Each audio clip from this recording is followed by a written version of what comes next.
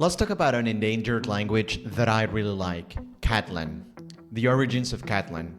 Catalan belongs to the Romance family of languages, rooted in the Latin spoken across the Roman Empire. It emerged between the 8th and 10th centuries in areas known as Catalonia, northern Catalonia, so part of modern southern France, and Andorra. This region was under the Carolingian Empire, and Catalan developed as a distinct linguistic identity during this time. By the 12th and 13th centuries, Catalan had spread beyond its original borders. It reached Valencia, the Balearic Islands, parts of Aragon, a small enclave in Sardinia, and even parts of Murcia. The linguistic frontier was largely established by the end of the reign of James I of Aragon.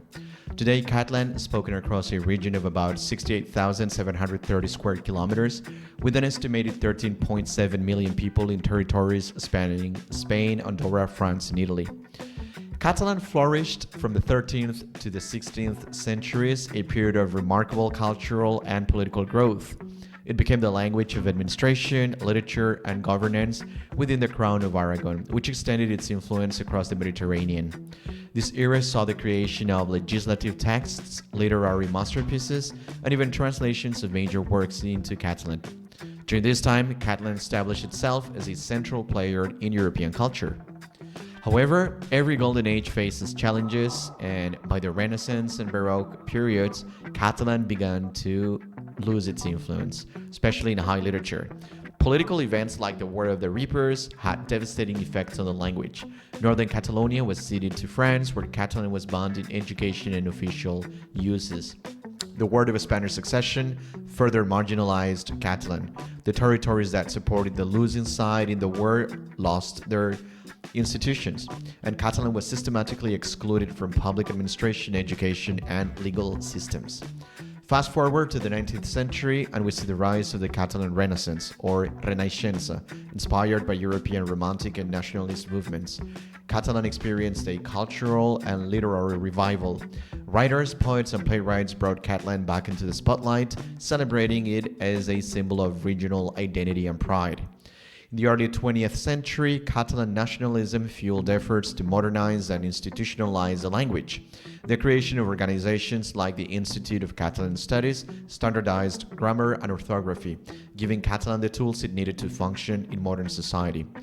Catalonia regained partial autonomy during the Spanish Republic of the 1930s, and Catalan was declared an official language alongside Spanish. However, this progress was short-lived.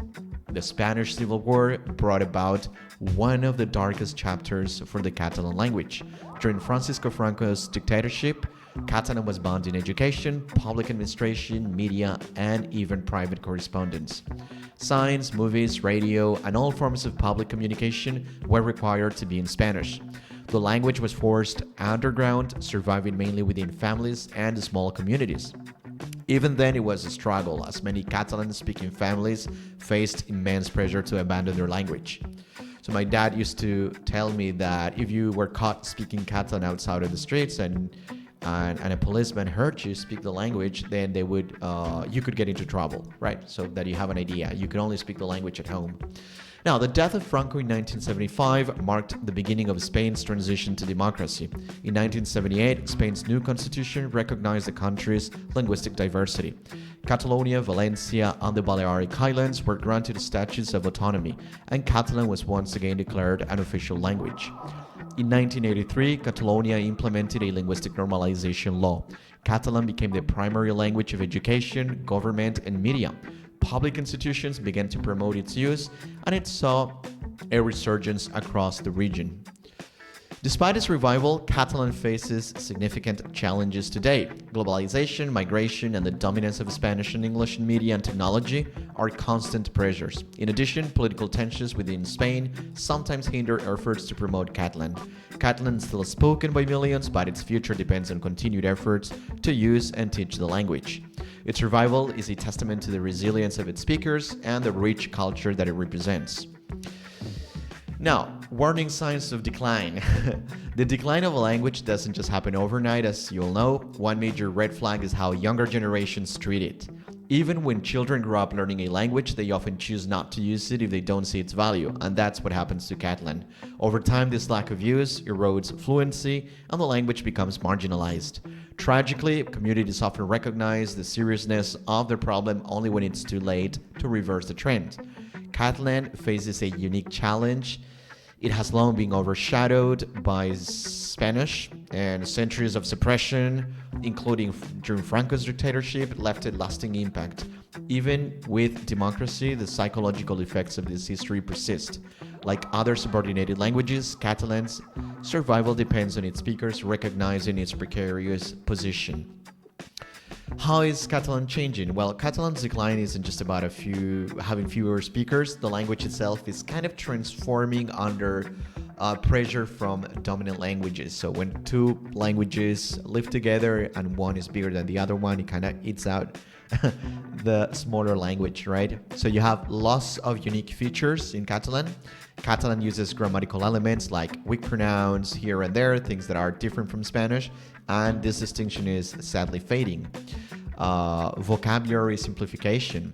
So we don't actually use as many words as we should in Catalan. We kind of use the same words all the time, and what we do sometimes is just kind of translate the words we know in Spanish into Catalan, but not really translating them, but just kind of pronouncing them in the Catalan way. It just that doesn't work, you know. Sentence structure changes, pronouns are being dropped, and sentence structure is increasingly mirroring Spanish, so the syntax now is almost like Spanish. And when these changes accumulate, the line between Catalan and Spanish blurs, making the former less distinct and ultimately less necessary to its speakers. Catalonia has implemented programs to protect Catalan, including language immersion in schools, but these programs often fall short. For example, immersion typically ends after primary school, leaving students without continued reinforcement in secondary school.